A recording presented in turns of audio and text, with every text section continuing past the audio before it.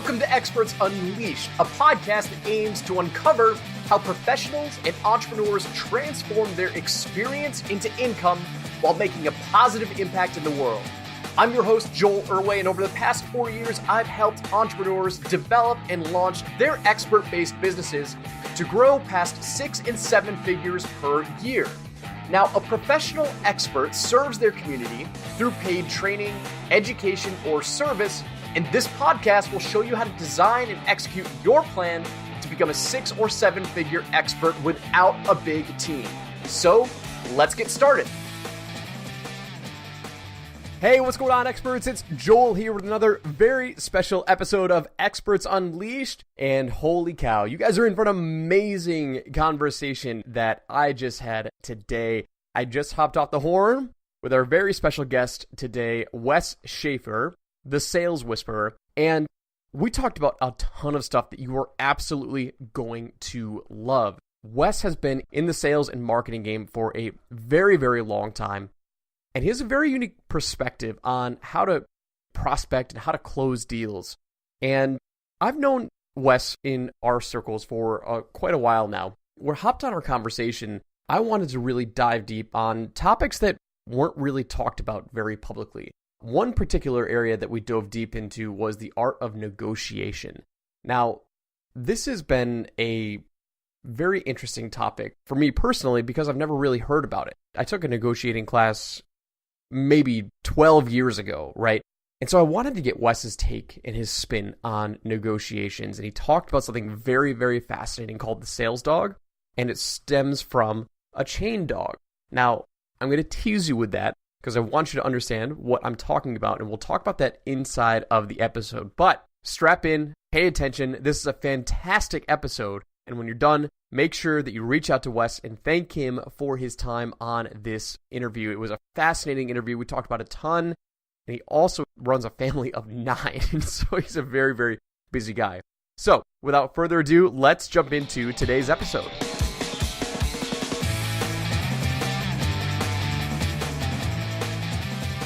Hey, what's up, experts? It's Joel here with another very special episode of Experts Unleashed. And guys and gals, you are in for an amazing treat today. I have a very, very special guest. We've been connected for quite some time in our space.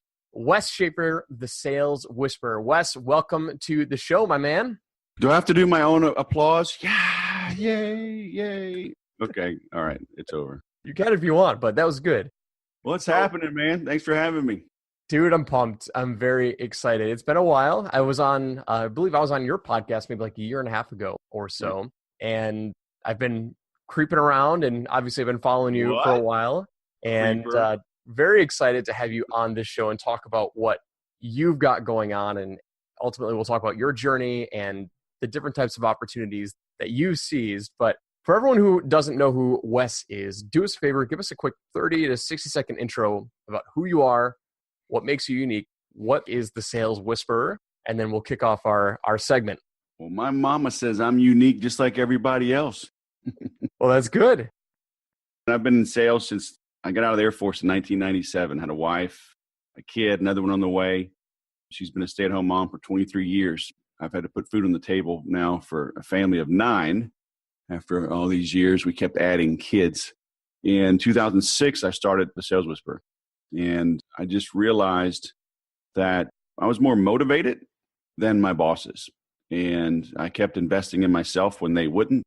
I actually found my own sales coach. And that's what kind of really led me to launching my own business. And over the years, it expanded from just pure sales training into marketing automation, inbound marketing. Realized I was a good writer. I was a good marketer. And so sales and marketing are really just two sides of the same coin. And just by being stubborn, refusing to quit, 12 years later, I finally make it to your show. So Sales Whisperer has been around since 2006, right? What do you think it is that you see as the biggest need of people who ultimately become customers of yours or in your sphere of influence, your audience, your network? Like, there's lots of sales and marketing training out there. There's lots of different ways to sell and market, right?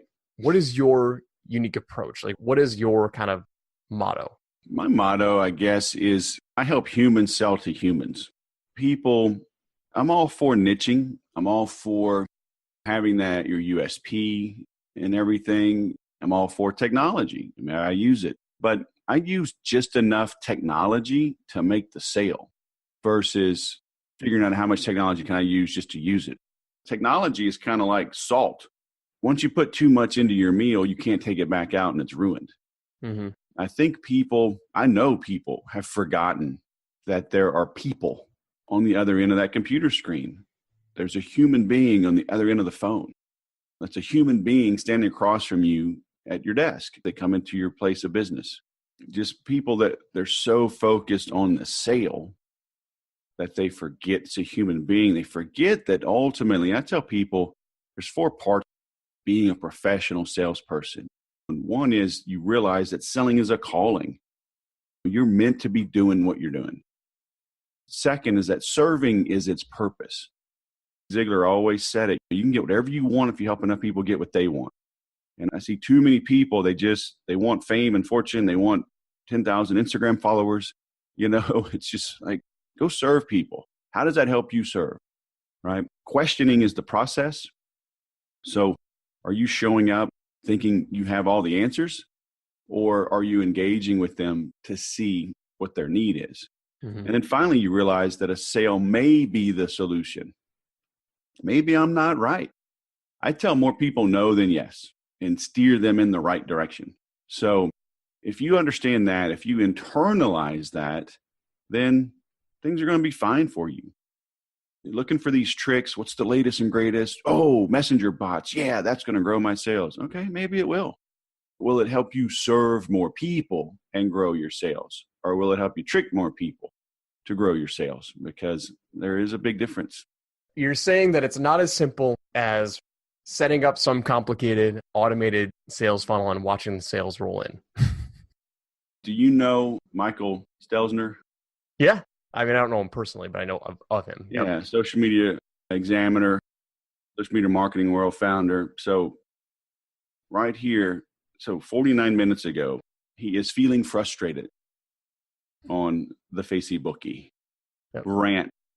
So I really don't like getting just 5 emails in a row that are follow-ups on a sales pitch. If you use these automated systems to cold pitch, stop it. I don't respond by design, and it only makes me like you less. Yep. There's a human being that 5 people have now pissed off and won't get any business from. And if they keep it up, he'll call you out by name. So, hey, again, I'm all for these marketing automation systems. I've put food on the table primarily because I've sold and trained people on marketing automation. Mm-hmm. But we do it as humans, not just robots blasting the world.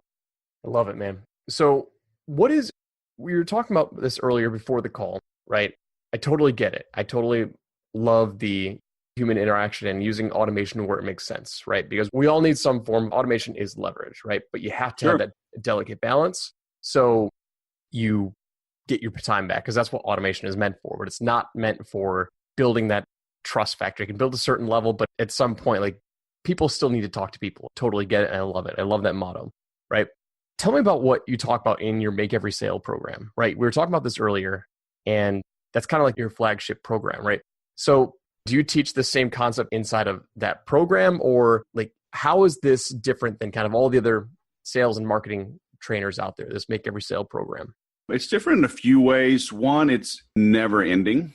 Okay. It's a 9-week program, but on week 10, we start back at week 1 because repetition is the key to learning.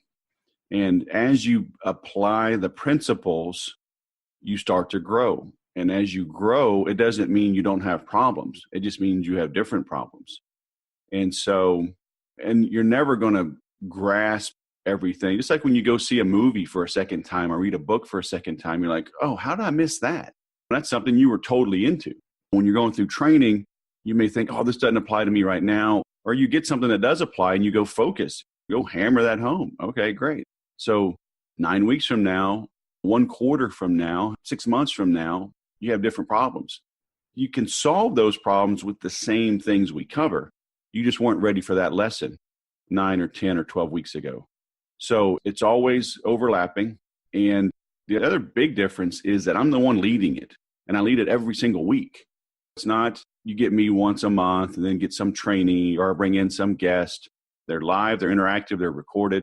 And people are asking questions in the group, I'll answer them. Yesterday, a guy asked a very detailed questions. I just made a video to answer his question because I just realized that I can serve more people more affordably in this manner. I still do some private stuff, but it's for people that have a lot of money, honestly, and they want private. I get a little more nuanced with them, of course, because I'm spending more time one-on-one, but I'm applying the exact same principles that I teach in the group. And so when people enroll, once they've paid, they're in for life. I've had people in nonstop for 4 years. I've had people attend every single call for 2 years straight. Because as a small business owner, you're alone. I work from home, even though I'm not alone. Technically, I got 6 kids still in the house. There's never a dull moment around here. I can't talk to them about business. I can say, bring daddy some coffee, please. But I can't ask them about business issues. And a lot of my members are solopreneurs or the boss, the owner of a small business. And so they like being able to ask questions they can't ask of their employees or staff. Mm-hmm. So what's the big promise, right? So somebody is interested in your program, like by the end of the 9 weeks, what are they going to get out of it, right? Is it showing them how to prospect, showing how to close deals? Elaborate on that a little bit. You will sell more faster at higher margin with less stress and more fun. And I guarantee it. Okay. Is that enough? Can we move on now? That is one of my headlines. You will sell more faster at higher margin with less stress and more fun. And so here's what I do in the calls. So you get 41 videos, right? And those are structured to take you from beginning to end of how I have sold for 22 years. And I'm still selling today. And it covers key principles about prospecting, about goal setting, about negotiation. So soup to nuts on sales. Then there's a 70+ page workbook. I literally, every week when I'm teaching it, we do a screen share, I'm literally making edits. And then after the class, I'm making more edits. So it's this living document. I'm always uploading updates. So we're going over, prospecting, negotiation, networking, personality profiles, how to read somebody, how to connect with them quicker. So we do an hour, and that's structured. And then, I stay on the phone for another 30 minutes and answer any question anybody wants to ask. We may look at your website. We can look at your marketing automation, what have you.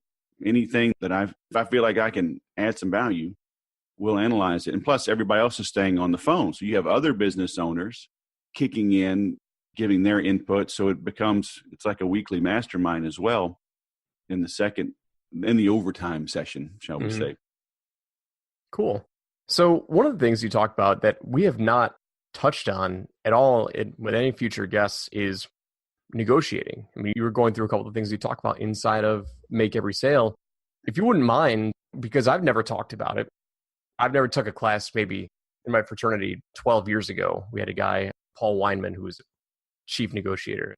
I didn't like how he did it, but it's fascinating. I actually don't ever hear many people talk about negotiating. Like, what are some of the principles that you abide by with negotiating? And what are some of the common flaws that people do when they think about negotiating? Well, one of the biggest, especially if you're dealing in larger contracts, larger opportunities, is the proposal process. Most salespeople, most businesses, they don't discuss price until they send over the proposal.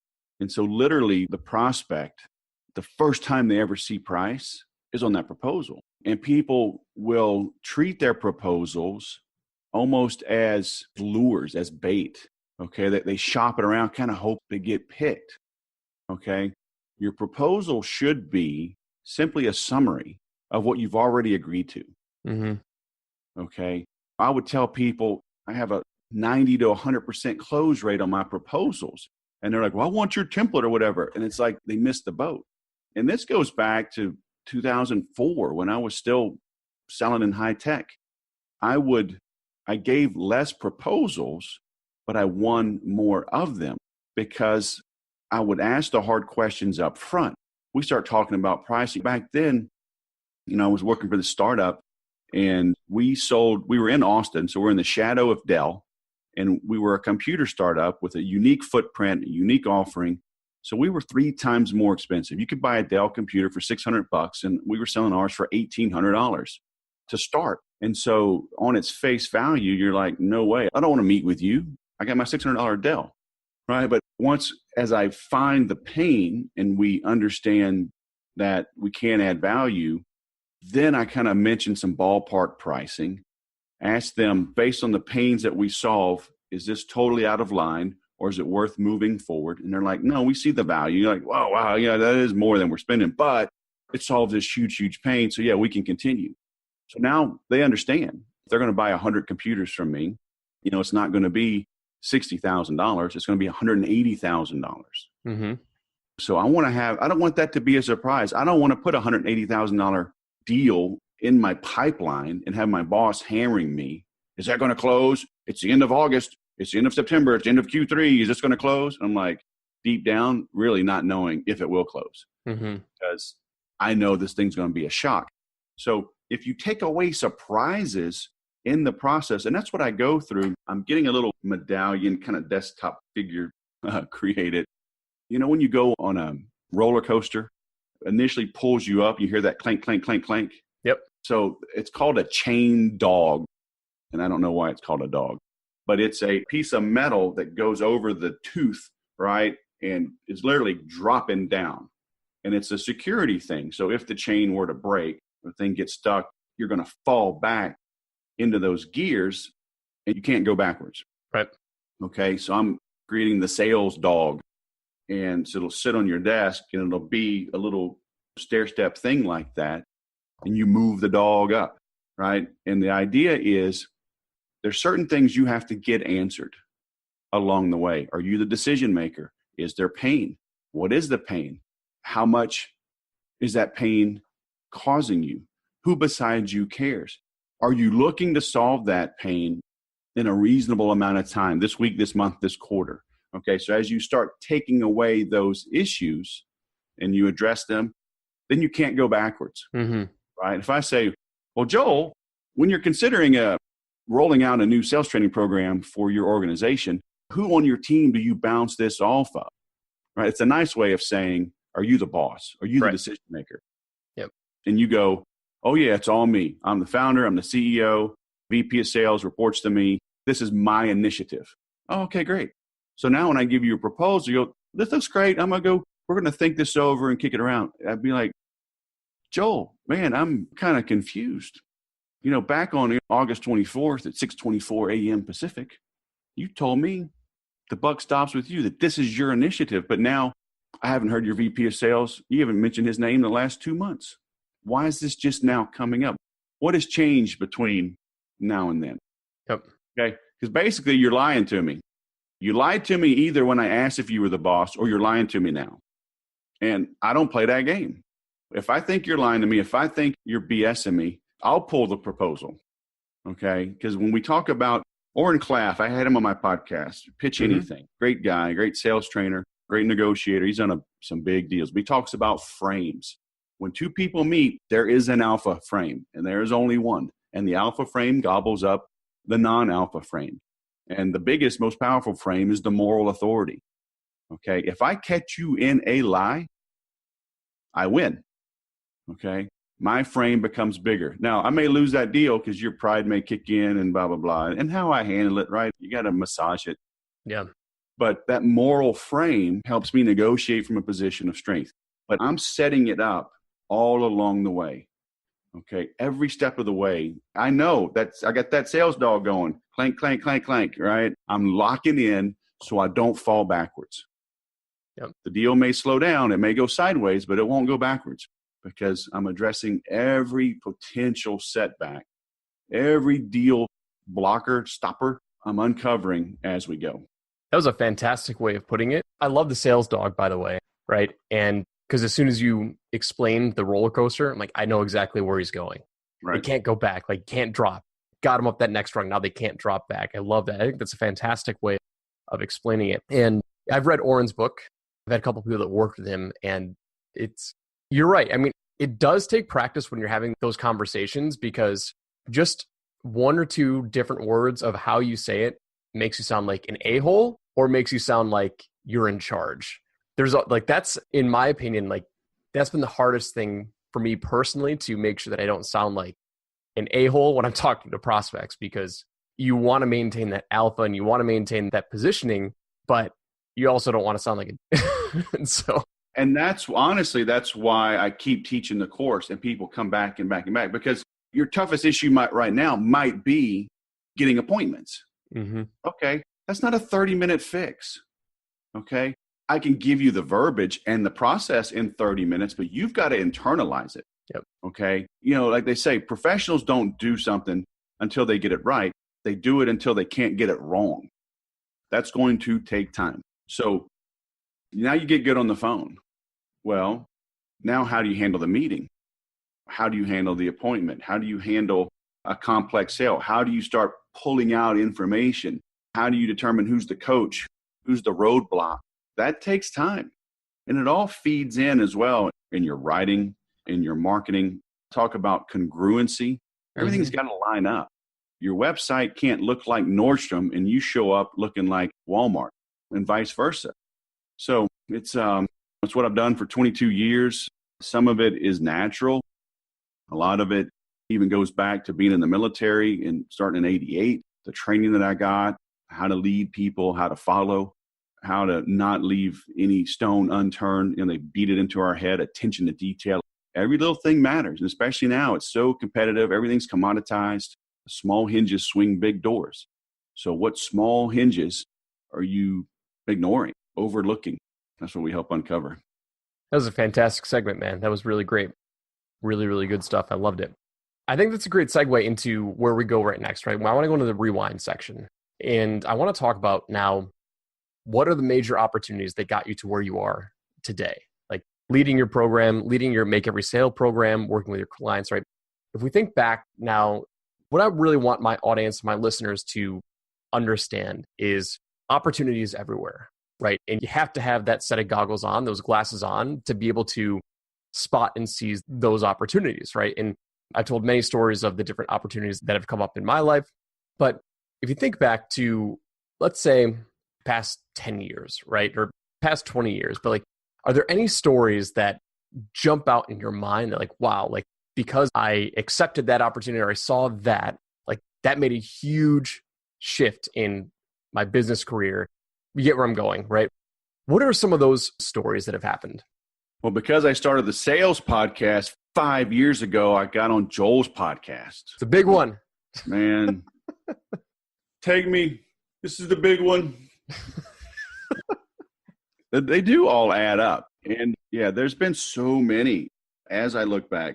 But literally starting a podcast, I actually started this Southern Social Media podcast in 2009 with a buddy of mine out in Kentucky. I grew up originally in Louisiana, moved to Houston in 6th grade. So just a couple Southern boys talking about social media. And we didn't stick with it. I'm bummed. But I still have this microphone from back then. But that did give me the confidence. 4 years later, I knew how to start a show. So started another one. And so that's opened a lot of doors. It's given me access to a lot of great people, being able to talk with them.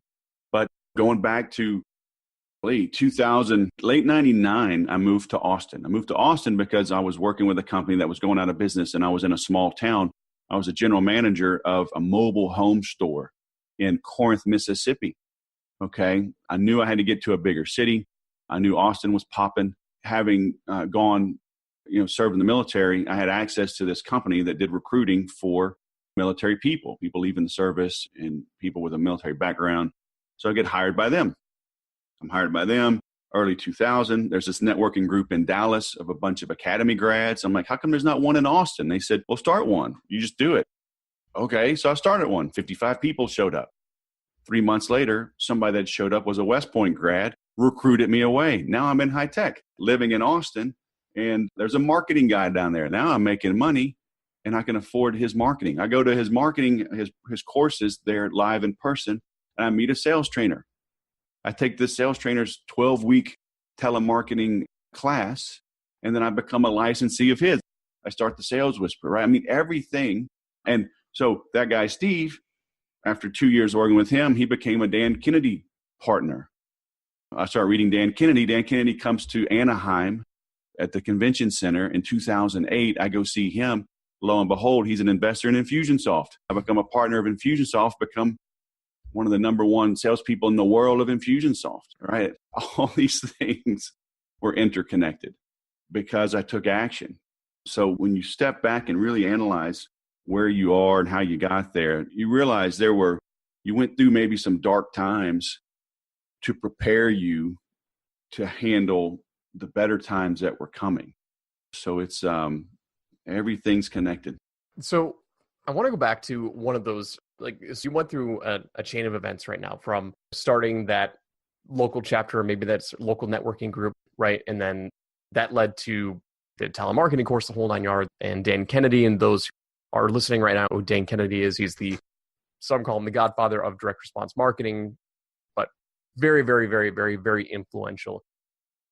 Which of those pieces that you rattled off think had the biggest impact of, like, wow, like usually there's like a light bulb. I'm like, okay, great. Like, yes, I'm trying these new things, but was there any one of those that finally clicked, like, holy cow, like I can see this happening for me.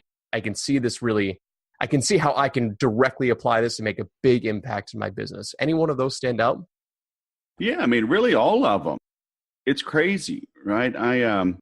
When I started going to Roy Williams programs in Austin, I realized I wasn't alone, right? As being a misfit, as being a creative type, as wanting to do things differently, realizing like the stuff I'm reading, the stuff I'm being taught, it's like it just didn't feel right. So that let me know I'm not alone, because I'm in sales and working with people and tech company. They were headquartered out of New York. I'm running a territory. I'm alone. I can't talk to my boss about these creative things. So knowing I wasn't alone was a big deal. But then that led me to Steve and taking Steve's class. I'm like, oh, this is how professional sales is done. I had made at least $100,000 in sales since 98. And so this was 2005. I signed up for the course. It didn't start till 2006. So for 8 years, I've been making good money. So people would say I was successful in sales, but I knew I was working too hard to make that money. So now I'm like, oh, here's a system. Here's a process. I get it. This is how I can scale. This is how I can work less and make more by being more efficient, not chasing every deal. And then meeting Dan Kennedy, showed me how to systematize. Steve showed me a system for selling, one-on-one sales. Dan Kennedy opened up my eyes to having processes for marketing, but then realizing marketing is just selling in print, right? So because I was good in sales one-on-one, it was a direct application to do it in marketing. And then I found Infusionsoft, and then that was the system, the technology that allowed me to scale, go far and wide. I remember when I made my first sale from someone that I didn't speak to, right? It was a $97 program I was selling. And so she found my website, found the blog post, watched the video, bought the course without me ever speaking to her. And we're still friends to this day, actually. And I was like, oh my gosh, this stuff works. I can really sell without talking to people. So, I mean, all of those, right? I needed each one of those to happen in the order they happened to end up where I am now. Yeah. And the big thing that I want to reiterate, and it's very clear with your story, is like, you have to create all of the individual links to see the chain, right? You have to go through it all in order to take a step back and be like, okay, cool, here's the chain, right? This linked here, this linked here, this linked here. And they might not even line up all together at once, but you go through it and you find all the individual pieces of your chain link. And then at some point, they all come together. And so many people drop off before the finished chain is really put together. And the key principle that everyone that I talk to, everyone that's on this show, all the successful entrepreneurs and business owners, like, you don't give up. And it's not even like, I don't want to sound cheesy with that, but it's like, you have to take it all as a learning experience and always strive to want to learn more and always be hungry, because as you're going through your story, it's like, okay, great. you learned you're not alone. Then you learned one-on-one sales. Like, okay, great. Well, how do I get more of those one-on-one sales? Well, I need to learn marketing. That led me to but all of those things, they led to another because great, I'm really good at one-on-one sales, but I could really use more leads. And I'm kind of reading between the lines here, but they all lead to one another. So I love that story. And ultimately led you to Infusionsoft, which is the automation system. And now you're talking about automation, but you're kind of saying you also have that human to human interaction. I love it, man. So one big takeaway, right? Let's wrap this up and let's talk about one big takeaway that you've had, reflecting on your entire professional career, right? If someone's listening here right now, we've talked about negotiating, we've talked about the mistakes that people make with proposals and trying to jump to the sale too quickly, and then they fall down the roller coaster because they're not linked in by that chain dog, or what was that called? A chain dog or a dog? Did I get that right? The chain dog is, it was a chain dog. Okay, great. I want to make sure that that's on the roller coaster, so I'm making the sales dog. Yeah. Yeah. So the chain dog and the sales dog. So what is one big takeaway that anyone listening right now can say, okay, great. If I want to apply this thing, I don't want to sound cheesy, but I'll actually get results. Give me some sort of mentality that somebody has to go into with the next sale that they make as the sales whisperer. Well, I remember when the light bulb went off for me, I was in Steve's class and I had some questions. Things just weren't clicking. And I was here in Southern California. I was in Torrance, sitting in front of prospect's office, and they ended up becoming one of my biggest clients. And I had some questions, and Steve said, just give me a call. So he let me do a little one-on-one with him. That was not part of the course. But he knew I was hungry. He knew I was diving in. He was the one, he was really hammering home. Did you ask this? You have that? Do you have an agenda? Blah, blah, blah. I'm like, no. And I was simultaneously crushed and fired up. I was crushed because I realized I'm going into this meeting blind. I'm going in, no agenda, don't really know who's going to be there, figuring it out along the way. I'm witty, I'm quick on my feet. It usually has worked. But then I realized this is the last time I'm going into a meeting without knowing what the heck's going on, without a clear agenda, a mutually agreed upon agenda with an objective, agreed upon verbally, sent over via email, in writing, and literally bringing physical copies. And I still carry them in my backpack to this day. I always have 5 to 10 printed agendas for a meeting. And so that changed for me. Now I know how to sell as a professional, to have a system. I always tell people the difference between a rookie and a professional is that a professional takes the time to prepare and they stick to the script. I am selling Infusionsoft. I wrote a book on Infusionsoft, and I was at one of their conferences years ago. And this guy comes up to the booth, a friend of mine says, do you know who this is? I'm like, I do not know who this is. And she says, this is Jason Scheff. He's the lead singer and bass player for Chicago, the band. I'm like, oh, that's kind of cool. He buys my book. He's like, hey, sign the book, man. I was like, dude, you should sign my book, right? And we yuck it up. And he says, hey, well, let's stay in touch. I have some questions. And I said, hey, I'd love to see you, if you ever get nearby. And a year later, they came to where I live, Temecula in Pachanga, a big Indian casino, really nice venue. And he gave us free tickets and backstage passes. And I had never seen them in person. But, Saturday in the Park was released in 1972. Mm-hmm. Okay. And some of those guys in the band are the original members. So they've been singing that song for 46 years. And so it would be understandable if their heart wasn't in it. Yep. Okay. But their heart was in it. I mean, they sound just like the album, man. And so they practice, they drill, they rehearse. They had their set. They played the set exactly the same every time because it was the first time I ever heard them live.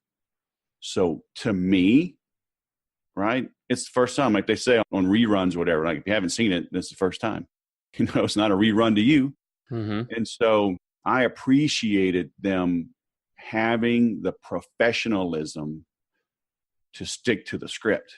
Okay. So that's the main, commit to a process and stay with that process. And that's the ironic thing. There's always a dichotomy. Eventually the process will stop working.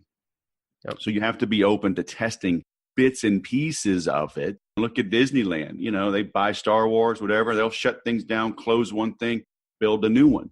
But it's still Disneyland.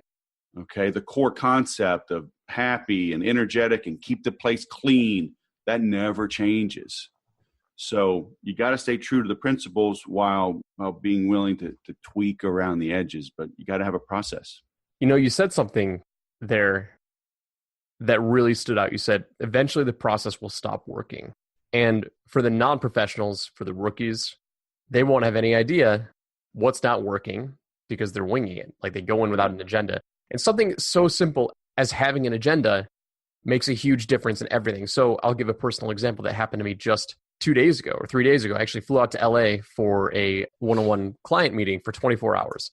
And you meet for 24 hours? That is amazing.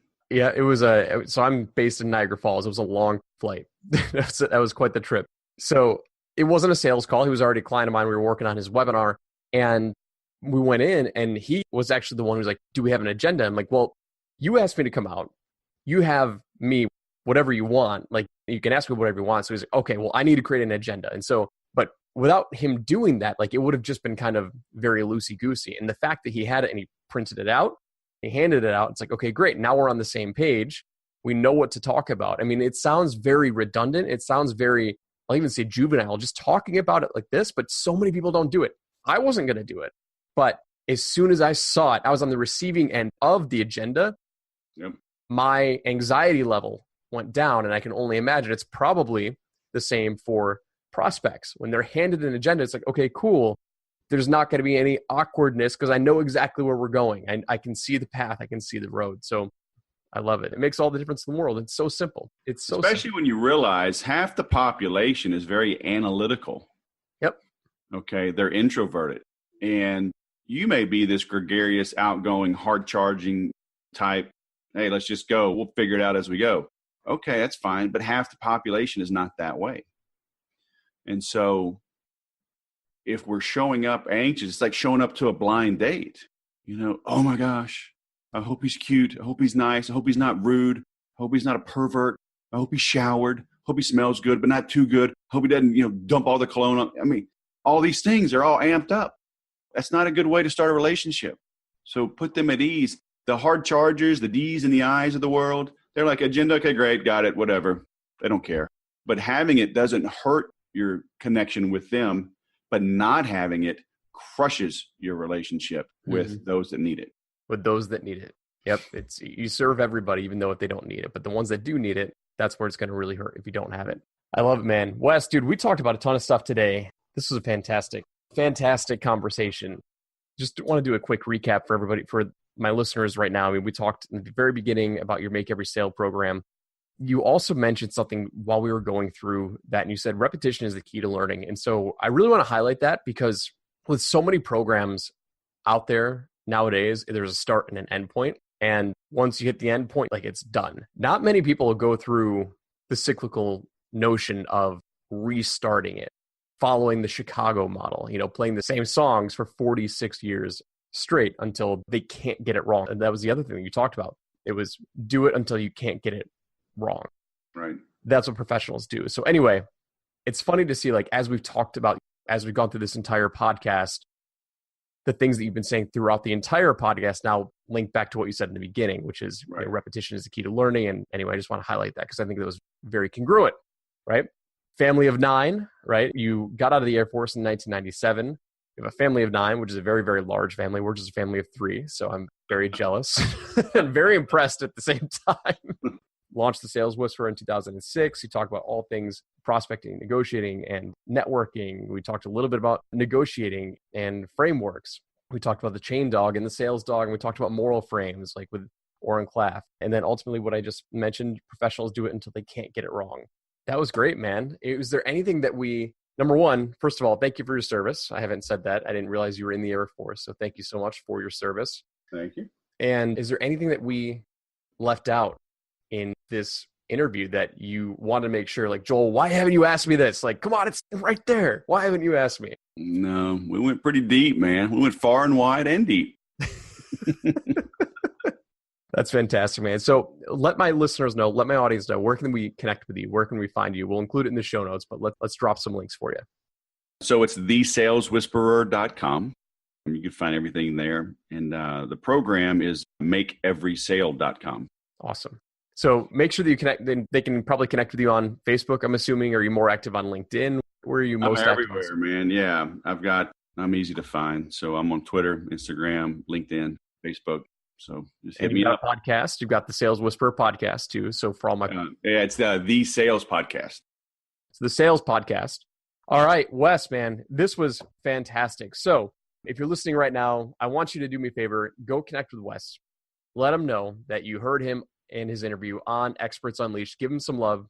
Check out his stuff, because I'll tell you right now, as far as I know, I've never met anyone who cycles through the program, and I can tell you without a shadow of a doubt, when Wes says repetition is the key to learning, it absolutely is. And so check out his stuff, give his program a try if you need help with sales, if you need help with marketing, because I promise you, if you commit to the repetition, you will make steady strides. Wes, thanks again, man. We're going to wrap up today's episode. Thank you so much for tuning in, everybody. Go hit up Wes, let him know you heard him on Experts Unleashed, and we'll see you on the next episode. Take care. Thanks so much for listening. We hope you enjoyed today's episode, and we look forward to giving you the next one. Now, if you want additional trainings and content outside of the podcast, I release exclusive video trainings on my Experts Unleashed YouTube channel. And if you'd like to come hang out with thousands of other fellow experts, join our Facebook group community where we do hangouts and webinars to help support you in your journey. Finally, if you'd like my personal help to develop, launch, or scale your business, contact me directly for private consulting opportunities to see if any spots are available. And you can find all of the information above at expertsunleashed.com.